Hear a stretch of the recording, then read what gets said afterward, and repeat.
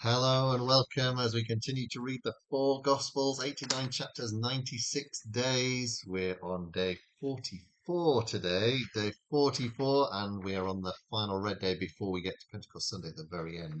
We are just completing the first half of Holy Week.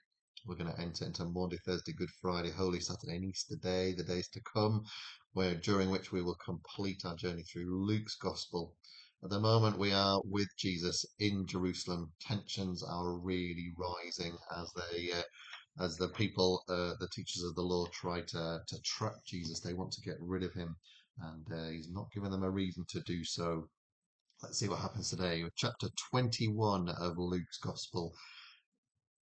Jesus looked up and saw some rich people tossing their gifts into the offering box. He also saw a poor widow putting in 2 pennies. And he said, I tell you that this poor woman has put in more than all the others. Everyone else gave what they didn't need, but she is very poor and gave everything she had. Some people were talking about the beautiful stones used to build the temple and about the gifts that had been placed in it. Jesus said, Do you see these stones? The time is coming when not one of them will be left in place. They will be all knocked down. Some people asked, Teacher, when will this happen? How can we know these things are about to take place? Jesus replied, Don't be fooled by those who will come and claim to be me. They will say, I am Christ, and now is the time, but don't follow them. When you hear about wars and riots, don't be afraid. These things will have to happen first, but that isn't the end. Nations will go to war against one another, and kingdoms will attack each other. There will be great earthquakes in many places. People will starve to death and suffer terrible diseases. All sorts of frightening things will be seen in the sky.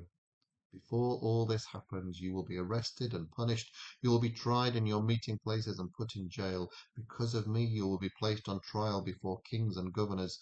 But this will be your chance to tell about your faith. Don't worry about what you will say to defend yourselves.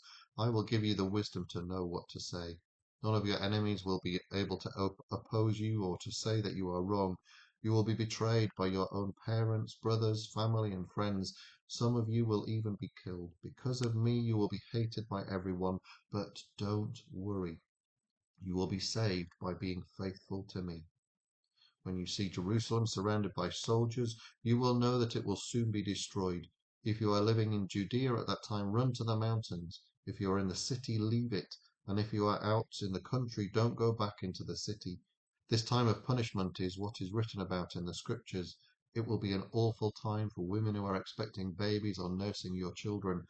Everywhere in the land, people will suffer horribly and be punished. Some of them will be killed by swords, others will be carried off to foreign countries. Jerusalem will be overrun by foreign nations until their time comes to an end. Strange things will happen to the sun, moon, and stars. Nations on earth will all be afraid of the roaring sea and tides, and they won't know what to do. People will be so frightened that they will faint because of what is happening to the world. Every power in the sky will be shaken. Then the Son of Man will be seen coming in a cloud with great power and glory. When all this starts happening, stand up straight and be brave. You will soon be set free. Then Jesus told them this story.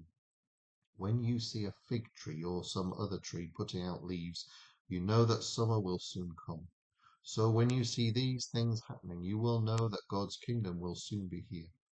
You can be sure that some of the people in this generation will still be alive when all of this takes place. The sky and the earth won't last forever, but my words will. Don't spend all of your time thinking about eating or drinking or worrying about life. If you do, the final day will suddenly catch you like a trap.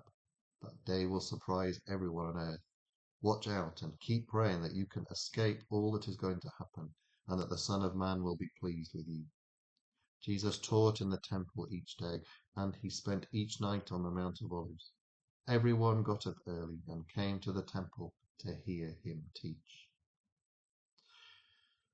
It's the end of chapter 21. We have 3 chapters to go, and in that we've got a lot to cover. We've got, well, all the end of the story, and of course the new beginning that comes at the story's end. There we are caught up in Jesus teaching the people. There's a real urgency in his teaching now, teaching them about the end times, teaching them that what's going to happen, what they're about to see, is going to be something which is, well, history making, life changing, and something that they need to be aware of and respond to.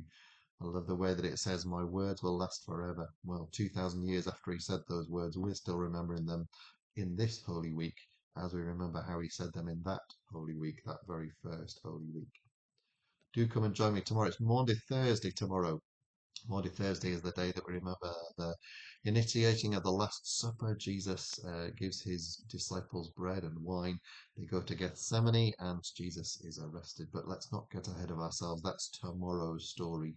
Come and join me for that on Maundy Thursday. I'll see you then. All the very best. God bless. Bye bye.